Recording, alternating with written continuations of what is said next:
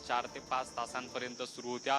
खरं म्हणजे यात सगळ्यात महत्त्वाचं म्हणजे खाते वाटपाच्या संदर्भाने चर्चा झाली। ज्या बैठकीला अमित शाह उपस्थित होते, राजनाथ सिंग उपस्थित होते, विनोद तावडे देखील या बैठकीला उपस्थित होते। इतकंच नाही तर पियुष गोयल यांची देखील या बैठकीमध्ये आपल्याला सहभाग असल्याची माहिती मिळाली। यानंतर महत्त्वाची जी माहिती आपल्याला मिळते राज्याच्या दृष्टिकोनातून जी चर्चा झालेली आहे, म्हणजे भाजप असेल, शिंदेची शिवसेना असेल किंवा अजित पवारांची राष्ट्रवादी असेल, कोणाला किती मंत्रिपद द्यायची यावर देखील या बैठकीमध्ये चर्चा झालेली आहे। दुसरी महत्त्वाची गोष्ट म्हणजे जे राज्यातले महत्त्वाचे भाजपचे नेते आहेत, त्यामध्ये प्रदेशाध्यक्ष चंद्रशेखर बावनकुळे असतील किंवा देवेंद्र फडणवीस असतील, हे देखील दिल्लीला रवाना झालेले आहेत। अर्थात जो भाजपचा स्ट्राईक रेट आहे तो राज्यामध्ये कमी झालेला आहे आणि त्या अनुषंगानं फडणवीसांनी जबाबदारी स्वीकारली खरी, पण त्यानंतरची महत्त्वपूर्ण भेट समजली जाते। या भेटीमध्ये नेमकी काय चर्चा होते हे पाहणं जितकं महत्त्वाचं असेल, तितकंच महत्त्वाचं म्हणजे राज्याला किती मंत्रिपदं मिळतात हेही या बैठकीमध्ये ठरण्याची शक्यता आहे। यासोबतच आपण जर बघितलं असेल, पंकजा मुंडे, त्यासोबतच उदयनराजे भोसले, स्मिता वाघ असे भाजपचे जे नव्यानं निवडून आलेले महत्त्वाचे जे खासदार आहेत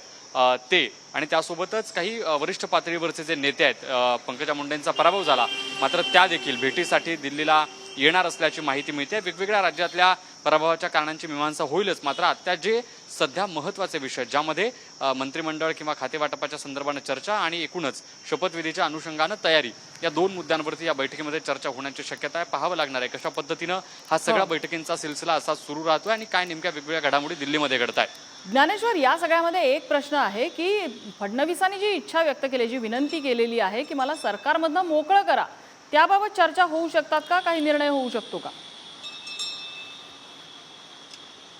दाट शक्यता आहे, कारण देवेंद्र फडणवीस यांनी जी पत्रकार परिषदेतून भूमिका मांडली, त्यांच्या मनातलं जे त्यांनी बोलून दाखवलं, त्यानंतर या वक्तव्याची फक्त राज्याच्याच राजकारणात नाही तर दिल्लीमध्ये देखील चर्चा झालेली आहे। आज जेव्हा तावडे हे बैठकीच्या निमित्तानं JP नड्डांच्या घरी आले, या विषयावर या बैठकीमध्ये चर्चा झाल्याची माहिती मिळते आहे।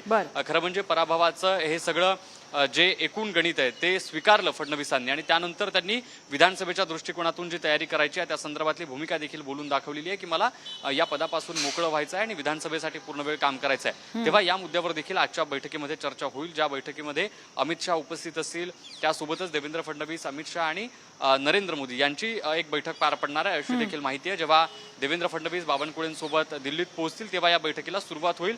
पाहावं लागणार आहे आणखी कोणत्या वेगवेगळ्या मुद्द्यांवरती या बैठकीमध्ये चर्चा होईल।